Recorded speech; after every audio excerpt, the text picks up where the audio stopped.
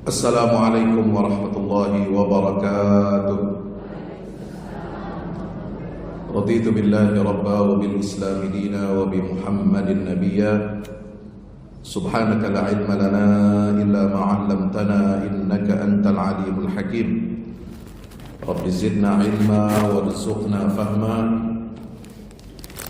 Rabbi shrah li sadri wa yassir li amri wahlul 'uqdatam min lisani yafqahu qawli. Alhamdulillahi wahdah, sadaqa wa'dah, wa nasara 'abdah, wa a'azza jundahu, wa hazama al-ahzaba wahdah.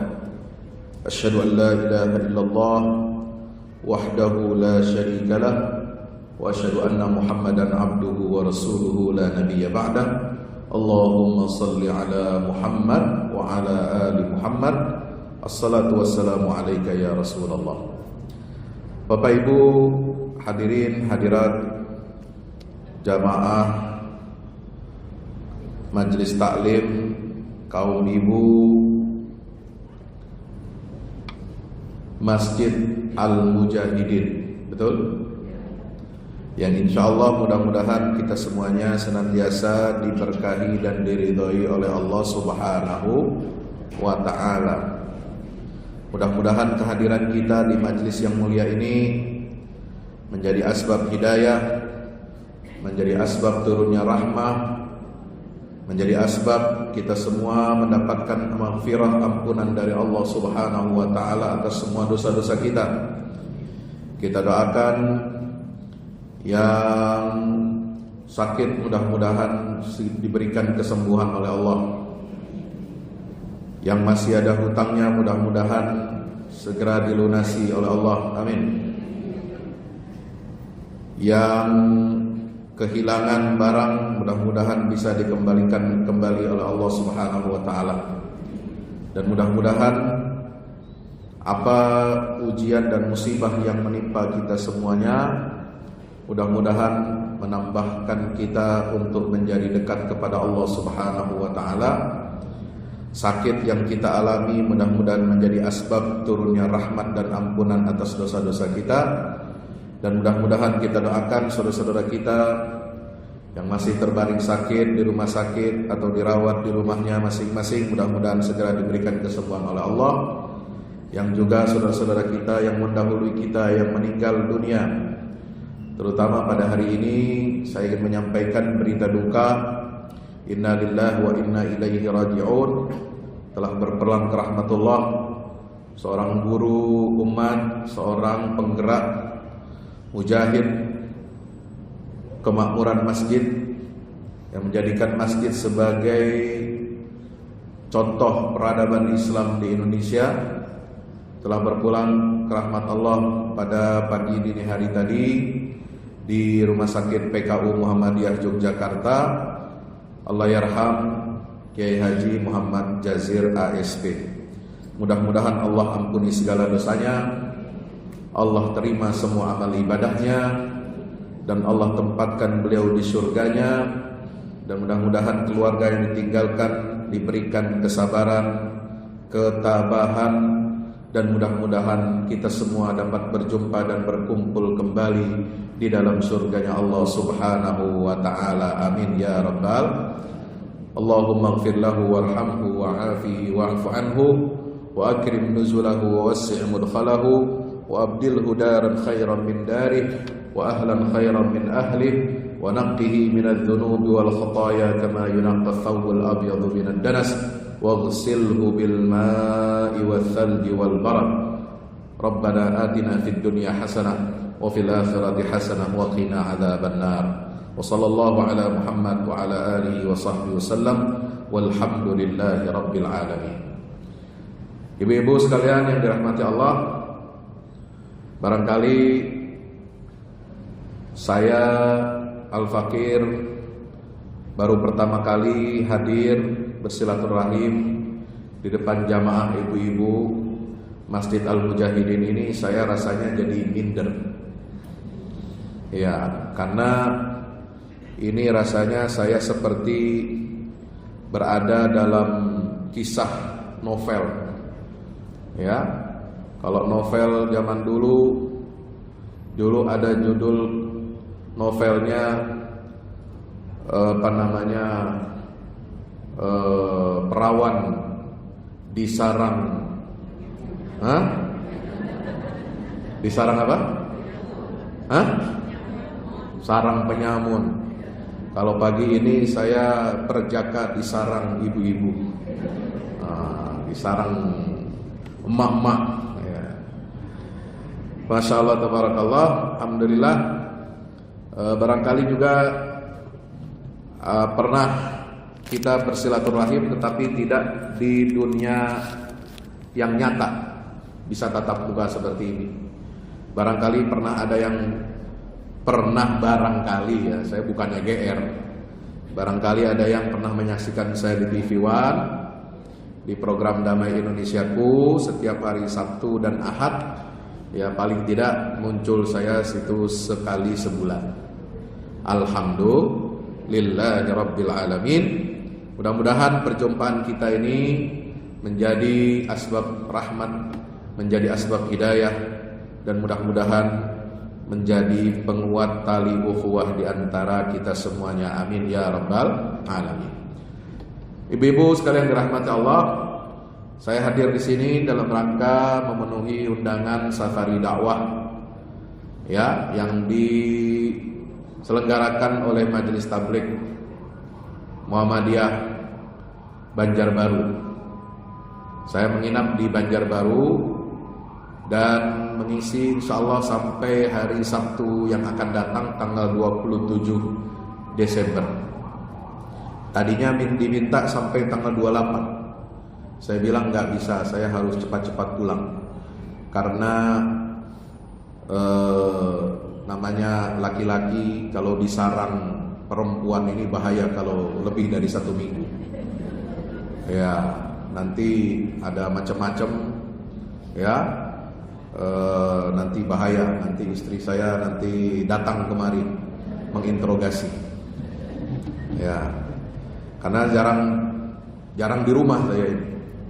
Kemarin seminggu baru dari Turki, sampai hari Kamis, Jumat istirahat 1 hari, itu pun ada pengajian dan lain sebagainya. Sabtu pagi sudah berangkat lagi ke Banjarmasin. Nanti pulang 27, 28, 29, 30 di rumah tanggal 1 Januari. Orang lagi tidur nyaman-nyaman, enak-enak liburan. Saya pergi lagi ke Malang, safari dakwah sampai 5 Januari. Nah begitulah kehidupan Ustadz. Maka kalau ada anak perawan jangan mau dinikahi sama Ustadz, nanti sering ditinggal keluar rumah. Bapak Ibu yang dirahmati Allah Subhanahu wa taala, kajian saya selama safari dakwah ini kita akan mengkaji 40 hadis fi fiqhin nasri wat tamkin untuk meraih kemenangan dan kemuliaan umat. Kenapa? Karena saya mendapatkan tanggung jawab, mendapatkan amanah setelah pulang dari konferensi internasional yang ketiga untuk para dai dan alumni jurus Fakultas Syariah yang diselenggarakan di Istanbul kemarin, ya, yang mengundang ulama-ulama, para dai dan khatib dari seluruh dunia. Kurang lebih ada 1000 peserta yang hadir di Istanbul kemarin. Untuk apa? Untuk memperbaharui janji setia dan juga tekad untuk membela Masjidil Aqsa. Kenapa Masjidil Aqsa harus selalu kita perhatikan? Karena umat Islam banyak yang abai dan lalai. Umat Islam tiap tahun banyak yang pergi umroh, tapi pergi umrohnya dia hanya tahu pergi ziarah, sholat di Makkah, Masjidil Haram, dan di Madinah, Masjid Nabawi. Dan kiblat pertama umat Islam, masjid kedua yang dibangun di atas muka bumi, tempat Isra dan Mi'rajnya baginda Rasulullah sallallahu alaihi wasallam, serta amanah yang diwariskan oleh Nabi Ibrahim dan Nabi Muhammad, seringkali umat ini menganggapnya itu tidak penting. karena mungkin tidak menjadi bagian dari ibadah haji dan umrah. Padahal masjid yang ada di Palestina yang disebut di dalam Al-Quran sebagai Masjidil Aqsa ini adalah masjid yang menjadi tumpuan, yang menjadi impian hati baginda Rasulullah sallallahu alaihi wasallam.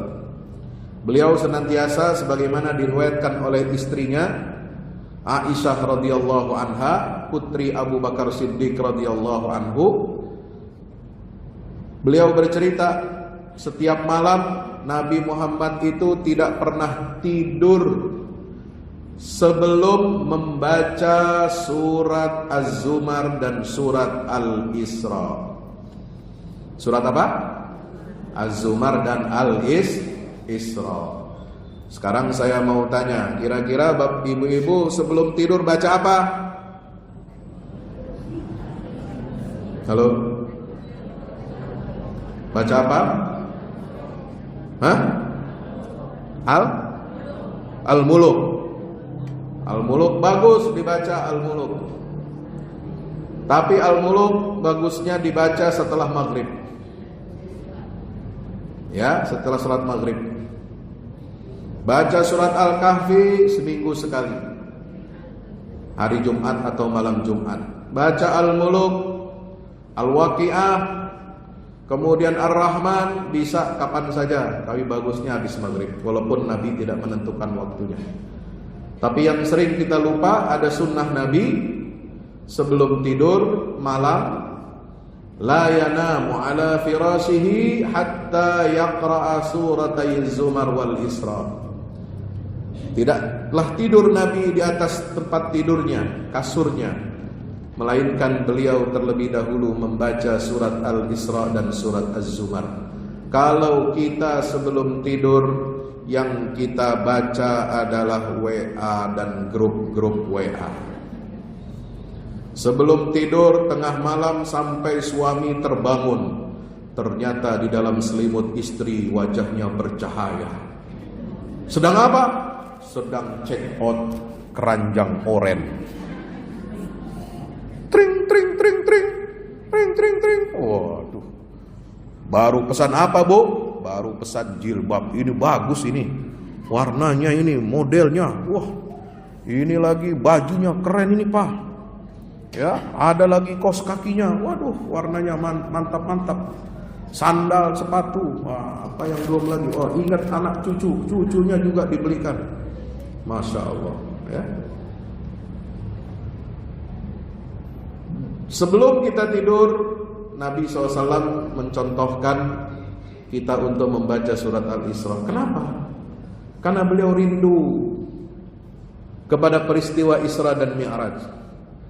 Rindu melihat perjalanan yang begitu mengagumkan dan mempesona. Rindu melihat ayat-ayat Allah Subhanahu wa ta'ala yang ada di Masjidil Aqsa di Baitul Maqdis.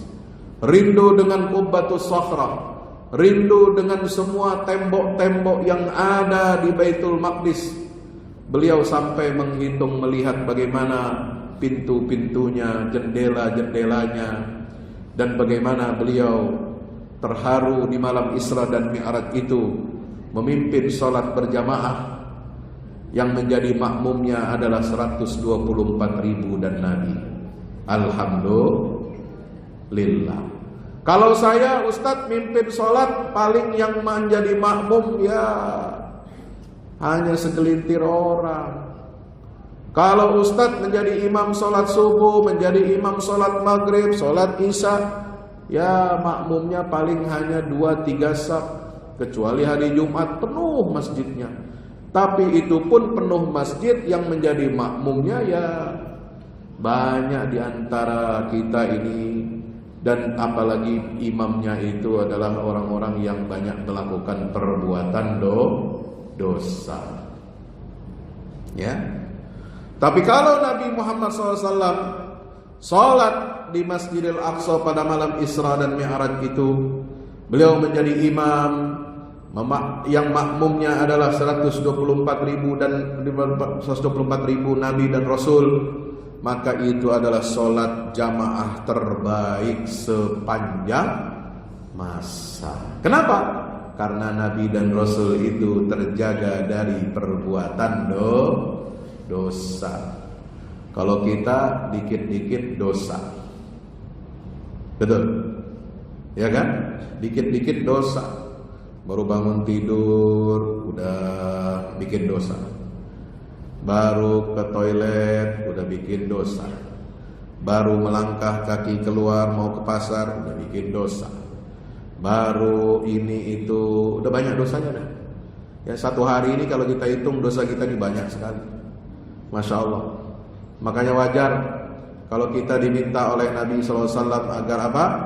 Memperbanyak istighfar minimal sehari itu 70 sampai 100 kali, insya Allah. Ya, hadirin dirahmati Allah Ta'ala. Maka itu apa? Hadis-hadis yang dapat menguatkan nilai-nilai perjuangan kita untuk merebut Masjidil Aqsa. Karena kita sekarang berada di akhir zaman. Coba lihat saudara-saudara kita di Palestina. Mereka berjuang melawan, menghadapi gempuran senjata, gempuran meriam, gempuran pesawat, gempuran roket dan rudal-rudal Israel. Mereka berkorban menyabung nyawa. Ya, tidak pasukannya, tidak orang tuanya, tidak kaum perempuannya, tidak anak-anaknya. Semuanya mereka persembahkan hidupnya untuk apa? Untuk membela agama Allah, untuk mempertahankan Masjidil Aqsa. Ya, sebab yang mereka lakukan ini adalah untuk mempertahankan kesucian Masjidil Aqsa. Apa yang dilakukan oleh saudara kita 2 tahun kemarin, dari tanggal 7 Oktober 2023 sampai Oktober tahun ini 2025, baru mulai ada tanda-tanda gencatan senjata. 2 tahun mereka dibombardir, dipaksa untuk diusir keluar, tapi mereka tetap bertahan di dalam negerinya, bertahan berdiri kokoh di atas tanahnya. Mereka tidak mau keluar. Silahkan Israel mau usir kami, pergi ke utara, dari utara pergi ke selatan, terus seperti itu selama 2 tahun.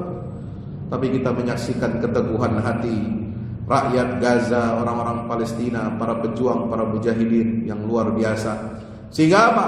Allah berikan kemenangan buat mereka. Kemenangan bukan berarti kita bisa mengalahkan musuh, ya, menghancurkan musuh, ya, kemudian mengambil alih kekuatan mereka. Kemenangan bukan hanya fisik. Ya, kalau diukur kemenangan itu, coba dulu rakyat Indonesia kira-kira menang nggak lawan Belanda? Hah? Sampai ada konferensi meja bundar di Den Haag tahun 49 yang namanya Perjuangan Rakyat Indonesia, ya, perjuangannya Tentara Nasional Indonesia yang dipimpin oleh Jenderal Sudirman, itu tidak bisa mengalahkan pasukan Belanda. Ya, karena Belanda punya pasukan lebih banyak, senjatanya lebih canggih, logistiknya lebih kuat, semua faktornya lebih kuat. Yang bisa dilakukan oleh rakyat Indonesia adalah bertahan, mempertahankan kemerdekaan, mempertahankan republik, menyatakan kepada dunia bahwa kemerdekaan Indonesia ini ada dan negara-negara dunia harus mengakui kemerdekaan Indonesia. Dan Allah berikan kemenangan itu tidak dengan cara kita mengusir Belanda, mengalahkan, bahkan membunuhi mereka, tapi dengan cara bagaimana kita menang dalam diplomasi internasional. Kita menang ketika mendapatkan dukungan politik dari negara-negara dunia yang memaksa Belanda untuk mengakui kedaulatan Republik Indonesia tahun 1949. Maka kita bangsa Indonesia bersyukur kepada Allah. Tahun 45 kita proklamasi 17 Agustus, dan kemudian Allah sempurnakan kemenangan itu dengan pengakuan Belanda pada tahun Desember 1949. Itu juga namanya kemenangan. Nabi Muhammad dan para sahabat dulu berjuang, kira-kira apakah jumlah pasukan kaum muslimin lebih banyak dari orang kafir? Tidak. Apakah senjatanya lebih hebat? Tidak. Apakah uangnya, logistiknya lebih banyak? Tidak. tapi Allah berikan kemenangan di perang Badar, Allah berikan kemenangan di perang Ahzab, Allah berikan kemenangan di perang Mu'tah, di perang Tabuk dan lain sebagainya. Itu sebagai tanda apa? Allah ingin membuktikan kekuatan dan kekuasaannya. Kam min fi'atin qalilatin ghalabat fi'atan katsiratan biiznillah. Berapa banyak kelompok pasukan yang sedikit jumlahnya bisa mengalahkan yang banyak. Ya. Maka itu disinilah peran ibu-ibu, ya, peran emak-emak. Seperti di Palestina, itu ibu-ibu Palestina ini Masya Allah, ya, luar biasa. Mereka mendidik anak-anaknya untuk menjadi mujahid yang tangguh, untuk menjadi pejuang yang kuat. Itu semua tidak lepas dari peran ibu-ibu. Makanya Israel itu banyak membantai ibu-ibu di Palestina. Supaya apa? Supaya tidak lahir generasi pejuang, generasi penerus yang akan melanjutkan perjuangan mereka untuk meraih kemerdekaan dan pembebasan Masjidil Aqsa. Maka itu ibu-ibu, saya ajak untuk mengkaji hadis-hadis Nabi sallallahu alaihi wasallam. Tadi kita sudah sampai pagi tadi hadis yang ke-9 di Masjid Muhammadiyah Sungai Miai. Sekarang di Masjid Mujahidin kita lanjutkan hadis yang nomor 10, Al-Hadithul Ashir. Perhatikan baik-baik. Kalau ada yang bisa dicatat, dicatat. Yang tidak bawa catatan silakan didengar dengan baik. An Sahlin bin Sa'din As-Sa'idi. Dari Sahal bin Sa'ad As-Sa'idi radhiyallahu anhu, semoga Allah meridainya. Anna Rasulullah sallallahu alaihi wasallam qala, sungguhnya Rasulullah SAW bersabda, ribatu yaumin. Apa itu ribatu yaumin? Berjuang menjaga wilayah perbatasan. Itu namanya ribat. Satu hari berjuang menjaga wilayah perbatasan kaum muslimin dari serangan musuh fi sabilillah, dalam rangka diniatkan untuk berjuang di jalan Allah. Khairun minad dunya wa ma 'alaiha. Itu pahalanya, keutamaannya lebih baik dari dunia dan semua apa yang ada di atas dunia itu. Apa yang ada di atas bumi? Apa saja, Bu? Hah? Di Kalimantan Selatan ada apa di atas buminya? Ada apa? Ada batu bara, ada minyak, ada sawit, ya, ada lontong. Lontongnya macam-macam, lontong orari. Tadi pagi saya makan, enak sekali, lahap. Dipesan yang full lagi. Lontong orari full itu apa namanya? Lontongnya 2 besar itu. Tidak ada di Jakarta, Masya Allah itu. Saya kira makan sarapan di Jakarta itu ya lontongnya cuma ya sedikit, lebih banyak sayurnya. Ini banyak lontongnya dan sayurnya juga banyak. Lauknya enak, telur, ayam, haruan. Waduh, Masya Allah, ya. Kalau tidak dimakan habis saya, ya, dimakan semua kekenyangan, ya kan? Sampai saya tertidur tadi di sana. Masya Allah, ya. Ada ketupat kandangan, waduh, Masya Allah. Ada nasi kuning, wah, luar biasa. Pokoknya makanan kuliner orang Banjar ini hebat-hebat. Salah satu yang paling saya suka ini kuliner Indonesia adalah kuliner Banjar. Ya, walaupun dulu jarang ke Banjarmasin, ke Kalsel, saya sering makan kuliner Banjar ini di Balikpapan, ya, Samarinda. Itu banyak orang warung-warung Banjar itu. Ya, ciri warung Banjar itu apa? Di setiap resto Banjar itu ada fotonya guru sekumpul. Wah, itu. Oh, ini pasti orang Banjar ini. Nah, kayaknya tidak sah itu kalau tidak pasang foto guru sekumpul, ya. Nanti sebentar lagi ada haulnya itu. Nah, untung sebelum haul saya sudah pulang. Nah, kalau tidak bisa macet di jalan itu, tidak bisa pulang saya ke Jakarta. Bapak Ibu dirahmati Allah Subhanahu Wa Taala. Jadi perjuangan satu hari saja, ya, ribatu yaumin fi sabilillah, perjuangan menjaga perbatasan supaya apa? Musuh tidak bisa masuk, musuh tidak berani mendekat, musuh Dia tidak berani macam-macam mengambil tanah kaum muslimin. Kita jaga tanah kita jaga air kita jaga udara kita dari agresi serangan orang-orang kafir, musuh-musuh kita. Satu hari kita melakukan itu, hanya berjaga-jaga, belum perangnya, belum jihadnya, baru ribatnya. Satu hari itu, kata Nabi SAW, khairun minad dunya wa ma 'alaiha, lebih baik daripada seisi dunia dan apa yang ada di atas dunia itu. Ada emas, ada tambang, ada nikel, ada macam-macam. Ya, tidak cukup emas yang ada di bumi, yang di atas bumi juga banyak emasnya. Ya, emas yang dipakai ibu-ibu ini, ya kan, banyak kok. Apalagi kalau orang Bugis Makassar pulang haji pakai emas. Banyak itu. Pulang haji pakai baju yang keren, ya toh, yang menor-menor itu. Lalu emasnya, ngeri, kayak Taliban itu, ya kan? Orang Madura juga sama. Nah, karena saya ada darah Madura juga, ibu dari Madura, Bangkalan. Itu kalau lebaran, kalau kondangan, ya orang pernikahan, semua emas ditampakkan semua. Nah, ini kebiasaan yang sebenarnya tidak perlu, tidak bagus mempertontonkan itu, ya.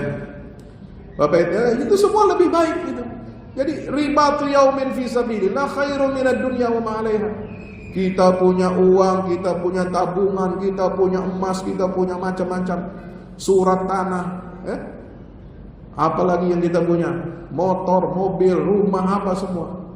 Apa usaha-usaha kita di atas dunia ini, itu tidak ada nilainya, tidak sebanding dengan indahnya, dengan besarnya nikmat yang Allah berikan kepada seorang yang berjuang untuk membela tanah airnya, membela kedaulatan negerinya.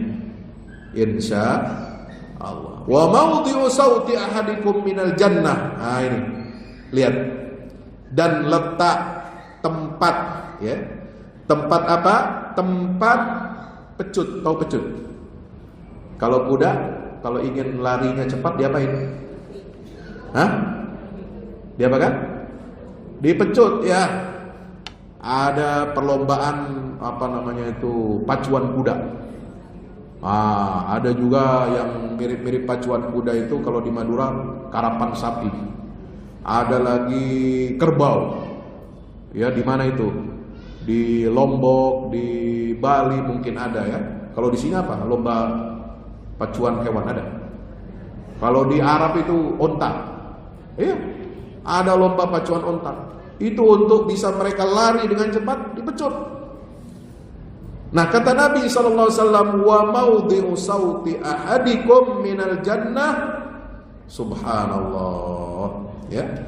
Tempat kamu meletakkan cemeti atau pecut, ya, untuk memukul atau membuat kuda itu berlari kencang dalam rangka berjihad di jalan Allah, tempatnya di surga.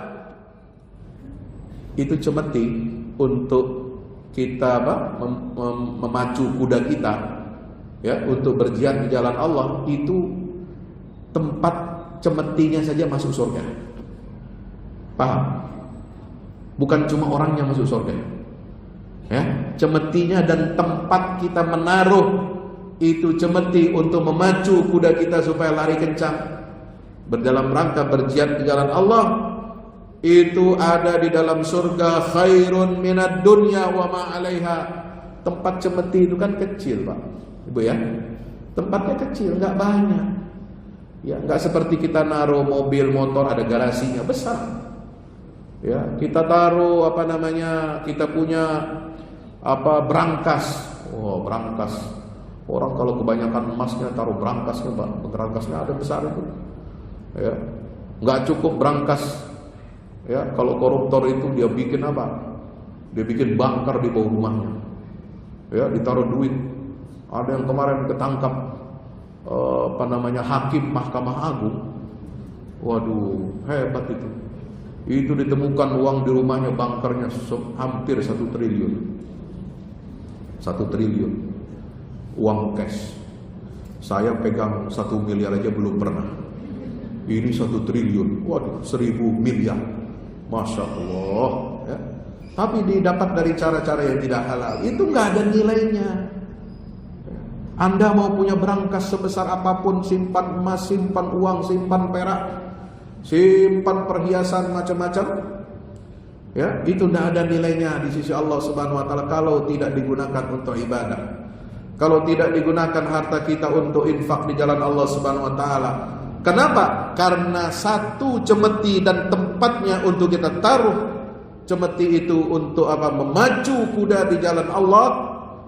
Itu kata Nabi SAW, khairun minad dunya wa ma 'alaiha, lebih baik daripada dunia dan semua yang ada di atasnya. Warrauhatu yaruhuhal 'abdu fi sabilillah. Waktu sore petang yang digunakan seorang hamba, yang ditempuh oleh seorang hamba dalam berjuang berjihad di jalan Allah, awil ghadwatu, atau waktu yang dia tempuh pada pagi hari. Al-ghadwah itu dimulai dari waktu terbit matahari sampai zuhur. Ar-rauhatu itu waktu istirahat. Ya, ar-rauha itu dari raha ya, ar-rahah. Rahah itu istirahat. Biasanya orang mulai istirahat itu setelah zuhur. Makanya ada tidur qailulah siang hari. Atau itu biasanya orang lagi santai-santai, ya, ngeteh-ngeteh, ya, habis asar menjelang maghrib biasanya kita santai-santai, ngeteh-ngeteh, ngopi-ngopi. Nah, itu waktu rauhah namanya, antara waktu zuhur sampai maghrib. Ya, kemarin saya ke Alabio lewat Kandangan, baru tahu nama Kandangan daerah itu. Padahal makan ketupatnya sudah lama. Ya, baru lewat di situ makan gorengan. Waduh, enak sekali gorengannya ya. Gorengannya macam-macam, ada tempe, ada tahu, ada bala-bala. Itu khusus gorengan semua. Saya bingung juga kalau di Jakarta gorengan itu pagi-pagi. Di sini saya cari gorengan pagi-pagi nggak ada. Ya, nggak ada tersedia. Ya, ternyata sedianya sore-sore ya, sambil ngopi dan ngeteh gitu. Ini warrauhatu yaruhuhal 'abdu fi sabilillah. Awil ghadwatu khairun minad dunya wa ma 'alaiha. Waktu kita digunakan untuk berjuang di jalan Allah, apakah pagi, apakah sore hari, itu waktu itu nilainya lebih baik daripada dunia dan semua isinya. Masya Allah ya. Ini hadis diriwayatkan oleh Imam Al-Bukhari, ya, nomor 2892, At-Tirmidzi 1664, Musnad Imam Ahmad 22.872, dan Sahih Muslim nomor hadisnya 1881. Hadirin rahmat Allah Subhanahu wa taala, maka bagaimana keterangannya? Jadi ribat itu artinya adalah mulazamatul makan alladzi bainal muslimin wal kuffar. Kita berdiam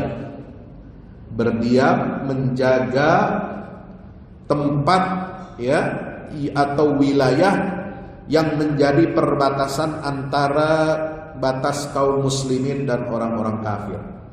Jadi kalau zaman dulu itu biasa, ya, wilayah negeri Islam ini, wilayah yang menjadi kekuasaan kaum muslimin itu harus dijaga. Ya, semacam kita perbatasan itu namanya ada perbatasan, ada garis perbatasan. Sekarang ada imigrasi. Ada mau masuk bandara dari luar negeri, orang asing datang, itu harus diperiksa dokumen-dokumennya, ya kan? Nah, setiap bandara itu ada keamanannya, ada polisinya, ada bea cukainya, ya.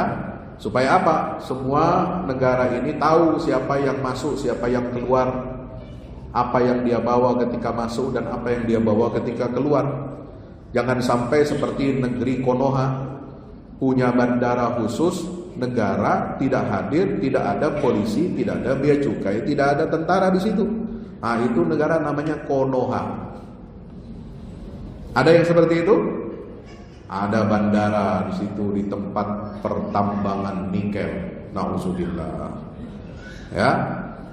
Nah, ini bagaimana kita menjaga kedaulatan? Kita dulu diajarkan oleh Rasulullah untuk menjaga kedaulatan negeri-negeri kaum muslimin. Mulazamatul makanil ladzi bainal muslimin wal kuffar li hirasatil muslimin, untuk melindungi dan menjaga kaum muslimin. Yaitu apa ribat itu? Al-fahwal iqamatu fis suhur. Ya, yaitu ketika kita berdiam diri, ketika kita menjaga suhur. Suhur itu pos-pos perbatasan. Pos-pos apa? Pengintaian. Ya. Jadi setiap perbatasan itu ada pos-pos pengintaian. Jangan sampai tentara asing, tentara musuh ya menyelinap masuk, kita nggak tahu. Ya kan? Zaman sekarang ini bahaya. Ya, mereka perangnya bukan lagi bawa senjata. Kalau perang bawa senjata, tentara asing pakai pakaian loreng-loreng, ya, bawa senjata, bawa pesawat, bawa helikopter, bawa bom, bawa rudal. Itu namanya nantang perang. Itu rugi nanti. Sekarang perang itu dengan cara bagaimana? Menyelinap. Datang orang-orang, tenaga kerja, ya, nggak pakai seragam tentara tapi masuk terus. Itu bisa jadi tentara itu yang masuk itu. Dia bawa apa? Alat-alat intelijen, dia bawa alat-alat penyadapan, dia bawa alat ini dan sebagainya. Ya, maka kita harus waspada. Perang zaman sekarang tidak lagi seperti zaman dahulu berhadapan-hadapan. Sekarang melalui apa? Intersepsi, melalui penyelundupan, melalui penyelinapan, melalui perdagangan narkoba untuk merusak akhlak generasi muda kita. Ya, dicekok, kemudian dicuci otak anak-anak muda kita, ya, dengan berbagai macam obat-obatan terlarang. Supaya apa? Anak mudanya terlena, anak mudanya tergeletak, anak mudanya lemah, ya, lemah, tidak berdaya, kemudian dia tidak punya orientasi hidup, sehingga apa? Bangsa asing mudah untuk menguasai negeri kita. Nauzubillah min zalik. Iqamah fi thubur, maka penting bagi kita untuk menjaga perbatasan, menguatkan pos-pos pengintaian ini. Wa nalal murabitu fi sabilillahi hadzal ajra lima fihi minal mukhatarati bin nafsi min ajli hifzil Islam wal muslimin. Seorang murabit, seorang yang berjaga-jaga, menjaga perbatasan wilayah kaum muslimin dengan niat jihad fi sabilillah, dia akan mendapatkan pahala yang besar seperti itu. Kenapa? Karena dia sedang menyabung nyawa. Dia sedang berspekulasi. Dia sedang menyetor nyawa untuk apa? Menjaga Islam dan kaum muslimin. Alhamdulillah. Nah, oleh sebab itu, hadirin dirahmati Allah Subhanahu wa taala, kita perhatikan di sini, ya, kita jangan lengah. Termasuk negeri-negeri kaum muslimin, enggak boleh lengah. Nah, ini Nabi makanya mengajarkan kepada kita pentingnya ribat satu hari di jalan Allah Subhanahu wa taala untuk menjaga wilayah kaum muslimin agar tidak disusupi, agar tidak dimasuki, agar tidak dikuasai oleh orang asing. Insya Allah. Maka tugas ibu-ibu, mama ini penting. Ya, mama ini tugasnya walaupun dia tidak berada di garis depan yang memanggul senjata, tugas ibu-ibu ini berada di balik layar. Di balik layarnya bagaimana? Yaitu dengan mencetak generasi, dengan mendidik anak-anak generasi muda kita yang kuat fisiknya, yang kuat akidahnya, yang kuat imannya, yang bagus akhlaknya, yang bagus ibadahnya, yang disiplin dalam bekerja dan belajarnya, yang berdedikasi kepada agama, bangsa dan negaranya. Itu tidak lepas semua dari perannya ibu. Tidak ada orang hebat kecuali dia di belakangnya ada ibu yang hebat. Betul? Tidak ada pemimpin yang hebat kecuali di belakangnya ada istri yang hebat. Betul? Iya. Jadi ibu-ibu ini penting ya. Jangan merasa rendah hati, jangan merasa rendah diri ya. Jangan merasa tidak ada nilai, tidak ada harganya. Tidak. Ibu-ibu punya harga, punya nilai yang sangat besar di hadapan Allah untuk menyiapkan generasi para mujahidin, generasi muda yang siap untuk membela agama dan membela negara insya Allah. Ini hadis yang nomor 10 ya. Jadi sudah paham sekarang bagaimana pahala orang yang ribat, al-hifazu 'ala ribat wa hirasatut thubur. Ini penting. Nah, inilah kenapa negeri-negeri Muslim ini harus kuat dalam pertahanannya. Ya, negeri Islam ini nggak boleh lemah pertahanannya. Baik pertahanan di dalamnya, di dalam negeri maupun pertahanan untuk menahan serangan dari luar. Ada pertahanan internal, yaitu apa? Pembangunan ideologi, pembangunan karakter, pembangunan akhlak. Itu akan memperkuat pertahanan internal sebuah negara, sebuah bangsa dan sebuah umat. Yang kedua adalah kita harus memperkuat pertahanan apa? Luar. Ya, pulau-pulau kita jangan sampai diambilin orang. Ya, tanah-tanah kita jangan sampai dikuasai oleh orang lain. Kekayaan alam kita jangan sampai dikuasai oleh orang lain. Kita nggak menikmati, anak cucu nggak menikmati. Katanya tanah air milik kita. Indonesia, tanah airku, tanah hilang, air pula hilang. Kan begitu. Jadi tanah air yang mana yang kita miliki kalau tanahnya sudah diambilin orang? Air apa yang kita miliki kalau air sudah tercemar, tidak bagus untuk kita konsumsi? Ya. Kekayaan alam kita dikeruk oleh orang. Tidak tersisa, kita hanya dapat ampasnya saja. Maka itu kekayaan alam itu harus kembali kepada ya undang-undang negara kita. Itu adalah dikuasai oleh negara dan digunakan sepenuhnya untuk kemakmuran seluruh rakyat Indonesia. Jangan hanya dikuasai oleh segelintir orang, dikuasai oleh swasta. Ya, negara cuma dapat royalti, dapat pajaknya semprit, yang kaya yang punya tambang, ya, sementara rakyat yang ada di sekelilingnya tidak mendapatkan apa-apa dari kekayaan alam di negeri itu. Hadirin dirahmati Allah Subhanahu wa taala, yang nomor berapa hadis berikutnya? Nomor 11. Al-musahamatu fil i'dad hukmuha ka hukmil ghazwi. Bagaimana kita memiliki saham, memiliki sumbangsih, kontribusi dalam persiapan jihad, hukumnya sama dengan hukum orang yang berperang di jalan Allah.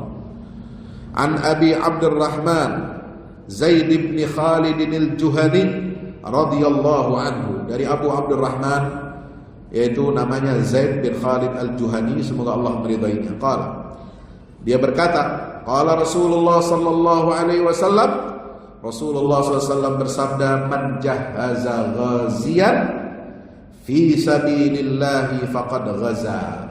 Siapa orang yang memberi bekal, memberikan segala keperluan perlengkapan orang yang berperang di jalan Allah, maka dia hukumnya sama dan pahalanya sama dengan orang yang berjihad, berjuang di jalan Allah. Kita yang gak punya kekuatan fisik, ada pasukan, ada TNI, ada tentara, kita berikan mereka bantuan untuk bisa menjaga kedaulatan negara kita. Ya, ada pasukan mujahidin di Palestina yang mereka ini berkorban untuk mempertahankan kesucian Masjidil Aqsa. Kita nggak bisa ikut berjuang di sana, kita nggak bisa ke sana, kita nggak bisa melakukan apa-apa. Jauh dari sana, yang bisa kita lakukan adalah manjahaza ghaziyan. Kita harus bela mereka dengan cara bagaimana? Menyuplai kebutuhan logistik mereka yang berjuang mempertahankan dan membela kesucian tanah suci umat Islam. Ya, kita di sini enak. Ya, jihadnya mudah di sini. Jihadnya apa? Ya, jihadnya cuma sholat subuh berjamaah. Itu jihad juga itu. Tapi kan mudah. Ya, walaupun berat juga, sulit itu. Jihad kita cuma apa? Hadir di majelis ilmu, di majelis taklim. Ya, majelis taklim sekarang sudah enak, masjidnya sudah ber-AC. Ya, tinggal duduk, tinggal dengar. Kalau masih malas juga, keterlaluan. Betul? Iya. Kita belajar di majelis taklim, di majelis ilmu, tidak kepanasan, ya. Semua ada, mau minum ada, mau kopi ada, mau teh ada, ya, mau snack beli sendiri, gitu kan? Ya kan, semua ada. Apa yang susah? Kita jihadnya begini-begini aja. Ya, jihad saya ceramah, jihad saya safari dakwah, jihad saya memberikan kajian. Ini masih enak walaupun capek itu. Ya, walaupun capek, sering meninggalkan keluarga, ya. Kadang naik kereta, naik mobil, kadang-kadang safari dakwah itu Masya Allah. Saya pernah di Kalimantan Timur itu, ya, dari satu kota ke tempat lain itu gak ada pesawatnya, naik mobil 10 jam, ya, 10 jam jalannya jelek lagi. Ini banyak lubang-lubang itu, Masya Allah, ya, luar biasa. Ya kan, kita nikmati walaupun capek. Itulah jihad kita. Kalau dibandingkan dengan jihad mereka yang menghadapi moncong senjata Israel, yang setiap hari bisa mati kapan saja, setiap hari perempuan bisa menjanda ditinggalkan suaminya, anak bisa menjadi yatim ditinggalkan ayahnya. Itu terjadi setiap hari mereka. Mereka berjuang berpeluh, musim panas, musim dingin, kaki mereka berdebu, tubuh mereka berdebu, berkeringat, ya. Tidak mandi, tidak pulang ke rumah, tidak menikmati tidur bersama istri dan anak, tidak menikmati tidur dalam selimut, satu selimut dengan istrinya. Mereka tinggalkan keluarganya. Untuk apa? Untuk berjuang siang malam, menjaga kesucian, membela dan mempertahankan Masjidil Aqsa. Kita punya kelebihan rizki dari Allah. Kita masih banyak rezekinya.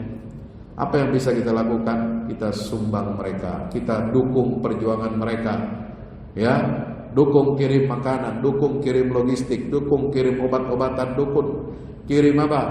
Kirim selimut, dukung kirim tenda-tenda, dan dukung juga kita berikan harta kita berjuang di jalan Allah. Kalau kita tidak bisa berjuang di jalan Allah dengan raga kita, minimal kita bisa mengirim harta kita. Harta itu yang berjuang di jalan Allah digunakan oleh para pejuang kita di jalan Allah Subhanahu wa ta'ala. Maka kata Nabi, pahalanya sama dengan pahala orang yang berjihad. Insya Allah, ya. Mereka butuh senjata, ya kita kasih uangnya.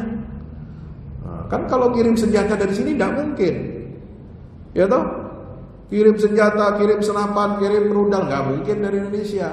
Yang bisa adalah kirim uang di sana yang beli, di sana yang bikin, rakit, begitu. Itu tugas kita sebagai umat Islam, sebagai bentuk solidaritas kita, persaudaraan kita terhadap saudara-saudara kita yang berjuang membela agama Allah Subhanahu wa ta'ala. Wa man khalafa ghaziyan fi ahlihi bi khairin faqad ghaza. Tidak cuma memberikan persiapan perang bagi para mujahid, tapi juga apa? Ada yang memberikan nafkah untuk keluarga si pejuang. Karena pejuang ini kan dia meninggalkan anak istri. Pejuang ini kan cuti, gak bekerja di kantornya. Betul? Ya. Kenapa? Karena dia fokus untuk menjaga perbatasan kaum muslimin. Dia fokus untuk memanggul senjata melawan Zionis Israel, melawan tentara-tentara musuh, maka dia nggak bisa bekerja mencari nafkah buat anak istrinya. Maka kita harus support keluarga mujahid itu. Man khalafa ghaziyan fi ahlihi bi khairin faqad ghaza. Kalau kita memberikan nafkah untuk keluarga si pejuang, untuk istri dan anak si pejuang, maka pahala kita sama dengan pahala orang yang berjuang di jalan Allah Subhanahu wa ta'ala. Insya hadis ini diriwayatkan oleh Imam Bukhari nomor 2843, Imam Muslim nomor 1895. Al-haditsu tsani asyar, hadis yang ke-12, afdalul jihad kalimatul haq. Sebaik-baik, seutama-utama jihad adalah menyampaikan kebenaran. An Abi Sa'id al-Khudri qala qala Rasulullah sallallahu alaihi wasallam afdalul jihad kalimatu adlin inda sultanin jair. Dari Abu Sa'id al-Khudri, dia berkata Rasulullah SAW bersabda, apa sabda Nabi? Afdalul jihad, sebaik-baik seutama-utama jihad itu adalah kalimatu adlin, menyampaikan pesan amar ma'ruf dan nahi mungkar, menyampaikan kata-kata yang adil inda sultanin jair, di hadapan penguasa yang zalim. Ya, itu juga bagian dari jihad di jalan Allah. Jadi jihad itu luas maknanya. Ibu-ibu mengasuh anak itu bagian dari jihad. Ibu-ibu menyusui anak bagian dari jihad. Ibu-ibu melayani suaminya bagian dari jihad. Ya, suami cari nafkah untuk anak istrinya bagian dari jihad fisabilillah. Ya, kemudian mencari nafkah rezeki yang halal, kemudian muasyarah bil ma'ruf, itu juga bagian dari jihad. Ya, nah termasuk di sini adalah kalau ada penguasa zalim, kita beri nasihat, kita luruskan dia supaya dia adil. Insya Allah. Makanya Nabi SAW dalam sabdanya yang lain, dalam hadis yang lain, kalau ini hadis afdalul jihad kalimatu adlin da sultanin jair, ini diriwayatkan oleh Sunan Abu Dawud, ya, nomor 4344, Sunan At-Tirmidzi 2174. Dalam hadis yang lain Nabi mengatakan sayyidus syuhada'i Hamzah, penghulu pemimpinnya para syuhada adalah Hamzah. Ya, itu pemimpinnya, penghulunya. Penghulu itu apa? Bukan yang menikahkan kita di dunia. Ya, penghulu itu kan istilah namanya apa? Pencatat nikah, ya. Penghulu nikah, juru apa? Yang ditugasi oleh negara untuk mencatat pernikahan, ya, seorang muslim dan muslimah. Nah, penghulu itu maksudnya adalah pemimpin. Nanti di hari kiamat, ya, yang memimpin golongan orang-orang yang mati syahid, pejuang-pejuang yang mati syahid di jalan Allah, dari sejak zaman dulu Nabi Adam sampai Nabi Muhammad, nanti yang memimpin rombongan para syuhada untuk masuk ke dalam surga adalah pamannya Rasulullah, yaitu namanya Hamzah bin Abdul Muttalib. Siapa Hamzah? Hamzah ini adalah paman Nabi yang gugur di medan perang Uhud, ditombak oleh seorang budak namanya Wahsy, ya, atas suruhan dan bayaran dari seorang perempuan pemuka, istri pemuka kota Mekah, istrinya Abu Sufyan, namanya Hindun. Hindun ini, ya, suruh seorang budaknya, ya, namanya Wahsy untuk membunuh Hamzah dalam perang Uhud. Kenapa? Karena Hindun ingin balas dendam atas kematian bapaknya dan saudara kandungnya yang terbunuh dalam perang Badar di tangan Hamzah bin Abdul Muttalib. Makanya kalau punya anak, punya cucu, tolong jangan dinamakan Hindun. Ada nama Hindun di sini? Itu kesalahan sejarah. Kalau bisa diganti saja namanya. Kalau masih bisa. Kalau tidak ya sudah nggak apa-apa sudah. Ya, itu sejarahnya. Ya, maka Sayyidus Syuhada Hamzah, pemimpin penghulunya, pemimpin rombongan syuhada itu adalah Hamzah. Dan siapa lagi? Wa rajulun qama ila sultanin jair fa amarahu wa nahahu faqatala.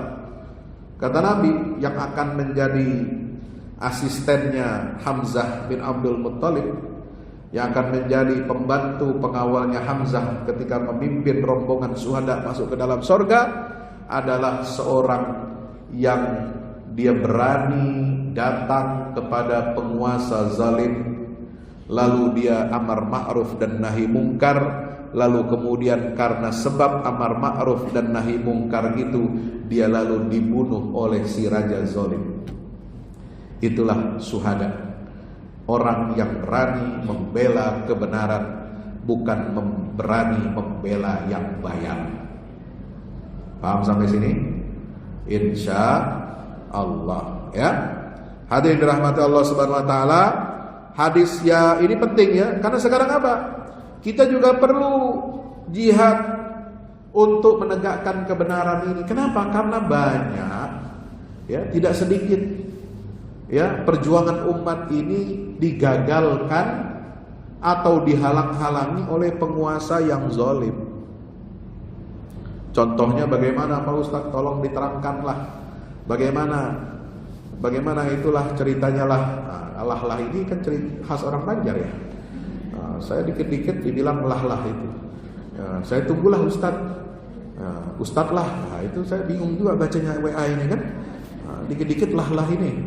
Apa maksudnya? Itu ya. Ternyata ya begitulah, saya paham aja sendiri gitu. Jadi Bapak Ibu rahmati Allah, itu sejarahnya. Kalau kita ingin membongkar sejarah, kenapa Palestina ini bisa dijajah oleh Israel, kenapa Baitul Maqdis Masjidil Aqsa ini bisa jatuh ke tangan Yahudi, kenapa kita sulit bersatu. Umat ini kaya, umat ini banyak. Bayangkan, hampir 2 miliar umat Islam ini. Tapi menghadapi Yahudi cuma 10 juta. Yahudi 10 juta dikencingin sama 2 miliar orang Islam, tenggelam dia itu. Tapi kita nggak berdaya. Ya, kekuatan kita nggak ada. Kita punya banyak tentara, pasukan-pasukan negeri-negeri Islam. Tapi mereka kerjanya, pasukannya mengintimidasi rakyat, bukan melawan Zionis, bukan berperang melawan Israel. Itu yang terjadi di negara-negara Arab. Ya. Kalau ada rakyat yang ingin membantu perjuangan Palestina, pasti digagalkan, dan mereka yang berjuang untuk Palestina itu ditangkep-tangkepin. Bukannya dijadikan pahlawan, bukannya didukung, tapi malah dijadikan sebagai teroris, ditangkap, kemudian dipenjarakan. Itu seperti tahun-tahun, puluhan tahun yang lalu terjadi seperti itu.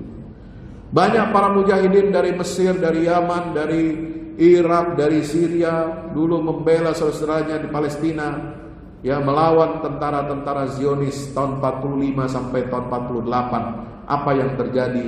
Mereka justru para mujahidin ini digelandang, ditarik, diambil senjatanya, dilucuti, bukan oleh Israel dan Amerika, tetapi dilucuti oleh tentara-tentara Arab. Disuruh kembali ke negerinya. Bilang apa? Alasannya biar kami yang menghadapi tentara Zionis. Kalian kan tidak terlatih. Ya, tidak terlatih. Ya, berbaris-baris saja tidak bisa. Ya, kencing belum lurus, udah mau jadi tentara katanya. Mangkat senjata aja nggak bisa, mau berjuang bagaimana? Pulang aja, biar kita yang hadapi Israel ini. Ya, kita yang pakai seragam, kita yang resmi, banyak punya pangkat letnan, kolonel, bintang 1, bintang 7, bintang 6. Ya, tapi yang terjadi mereka mengkhianati perjuangan rakyat umat Islam. Mereka melucuti senjata para mujahidin dan mereka justru menangkapi orang-orang ini. Dan sampai sekarang perjuangan Palestina lebih banyak gagal bukan karena kuatnya Israel, tapi karena pengkhianatan pemimpin-pemimpin negeri Islam. Makanya di sini penting kita memberikan amar ma'ruf dan nahi munkar. Kalimatu adlin inda sultanin jair. Kenapa? Karena rakyat sebenarnya ingin membantu Palestina. Umat Islam dari semua negara ingin membantu Palestina agar segera merdeka, tapi karena terhalang oleh kepentingan rezim negara-negara Arab yang mereka berdiri, mereka bisa hidup itu dalam rangka untuk menjaga kepentingan Israel, untuk melindungi keamanan Israel, maka upaya negara rakyat negeri Islam ini tidak berhasil dan tidak bisa mendukung perjuangan saudara-saudaranya. Ya, tidak sedikit kemarin waktu perang 2 tahun di Gaza ini, ya, justru negara Arab ini tidak menginginkan para pejuang Palestina ini mendapatkan kemenangan, mendapatkan bantuan. Ya, mereka lebih suka Israel yang menang. Karena kalau pejuang Palestina ini yang menang, maka mereka akan menghadapi gelombang massa rakyat yang ingin berjuang ke Palestina membela saudara-saudaranya. Dan itu tidak mereka inginkan. Mereka lebih senang menjaga hubungan baik dengan Amerika, menjaga hubungan perdagangan ekonomi investasi dengan Israel, daripada mereka kehilangan legitimasinya ya di hadapan rakyatnya sendiri. Hadirin rahmat Allah Subhanahu wa taala, maka di sini penting untuk kita menjaga semangat, menjaga spirit untuk berjuang di jalan Allah Subhanahu wa taala. Ya, ini peran yang bisa kita lakukan masing-masing. Jangan kita meremehkan peran masing-masing. Masing-masing sudah ada porsinya, masing-masing sudah ada perannya. Maka tugas kami di sini adalah memberikan tazkirah, peringatan, tawasau bil haq, tawasau bis sabr, insyaallah. Mudah-mudahan bermanfaat. Silakan ibu-ibu kalau ada yang ingin bertanya sebelum kita akhiri sampai 10.30, masih ada waktu 10 menit. Boleh, ada yang mau bertanya? Mau curhat juga boleh ya. Tapi jangan curhat mama dede ya. Ya, silakan. Ada? Ustaz, ya jihad kita sekarang sebagai penutup, kita membangun generasi, kita didik generasi kita dengan baik. Jaga dan didik anak-anak kita dengan baik, dengan akidah yang benar, dengan iman yang benar, akhlak yang benar, supaya mereka menjadi orang-orang kuat, supaya anak-anak kita menjadi pemimpin. Ya, ini kerusakan, kelemahan negeri-negeri Islam karena kita ini tidak melahirkan pemimpin-pemimpin yang baik. Ya, orang-orang Islam banyak yang soleh.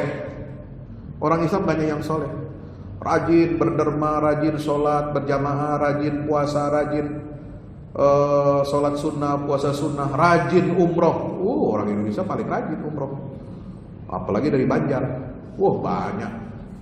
Masya Allah, saya kalau datang kemari tiap naik pesawat itu separuhnya orang umroh pulang dari Mekah. Ya, jamaah di Banjar itu paling banyak di Mekah Madinah. Katanya itu nomor berapa itu? Orang Banjar di Saudi itu mungkin nomor 2 terbanyak setelah Madura. Kalau Madura masih nomor 1 itu. Kalau di Arab Saudi ya, ini Masya Allah, kita punya segala-galanya. Kita punya kekayaan, kita punya kebaikan yang Allah berikan. Mari kita gunakan untuk apa? Untuk meningkatkan kualitas ketakwaan kita kepada Allah Azza wa Jalla. Ya, bukan hanya rumah yang kita perbaiki, kita percantik, bukan hanya masjid kita perbagus. Banyak orang kaya menyumbang masjid untuk bangun masjid bagus. Saya setuju. Masjid tidak boleh lusuh, tidak boleh jelek. Masjid harus bagus. Masjid harus mewah. Masjid harus berwibawa. Tapi yang lebih penting daripada membangun masjid yang bagus adalah membangun pendidikan yang bagus, membangun anak-anak yang bagus akhlaknya. Ini yang penting. Sebab kalau masjid bagus, mewah, besar, kalau nggak ada isinya, tidak ada anak-anak muda yang mengisi masjid itu. Sekarang saya mau tanya, masjid besar-besar di Kalimantan Selatan, di Banjarmasin, di mana-mana ini, ya, siapa yang mengisi? Orang tua. Orang sudah susah jalannya. Yang azan bengek-bengek, batu-batu. Allahu Akbar. Susah. Bagaimana pemuda-pemudanya? Kalau bukan ibu-ibu kita yang melahirkan ini anak-anak muda, ya, harus tegas mendidik anak zaman sekarang. Jangan lembek-lembek. Jangan kemenyek-kemenyek kata orang Jawa, ya. Jangan lemes-lemes, mendidik anak itu harus tegas. Harus kuat. Ya, supaya karakter anak kita juga kuat, ya. Jangan sedikit-dikit anak itu gampang gampang patah semangatnya. Ini semua tidak lain adalah karena pendidikan dan pengaruh daripada orang tua. Ya, investasi terbaik untuk keluarga dan masa depan umat adalah pendidikan anak-anak kita. Ya, jangan pernah kita sepelekan urusan pendidikan. Ayo kita infakkan harta kita di jalan Allah dalam semua bidang. Ya, kita bangun pendidikan, sekolah Islam yang bagus, rumah sakit Islam yang bagus. Anak-anak kita didik jadi dokter-dokter yang baik, yang berakhlak, jadi insinyur yang baik, yang hafiz Quran, jadi ahli hukum yang baik. Ya, anak-anak kita juga jadi polisi dan tentara yang baik. Nah ini, kalau bisa jadi polisi dan tentara yang baik, tapi jangan jadi polisi dan tentara yang tukang ngambil duit negara. Ya, nah itu. Kenapa polisi dan tentara ini kok banyak yang tidak baik? Ya karena orang baik nggak mau jadi polisi dan tentara. Ya, makanya orang jahat, orang yang nggak punya akhlak, nggak punya agama yang jadi polisi dan tentara. Makanya banyak jenderal-jenderal yang jadi tikus negara. Ya, kenapa? Karena orang baiknya tidak mau jadi polisi dan tentara berkarir yang baik di sana. Maka anak-anak kita, ayo kita arahkan yang baik untuk menjadi pejuang-pejuang agama, pembela-pembela negara, agar negara kita menjadi baldatun thayyibatun wa rabbun ghafur. Amin ya rabbal alamin. Demikian yang dapat saya sampaikan, mudah-mudahan bermanfaat. Nasrun minallah fathun qarib wa basyiril mu'minin. Wassalamualaikum warahmatullahi wabarakatuh.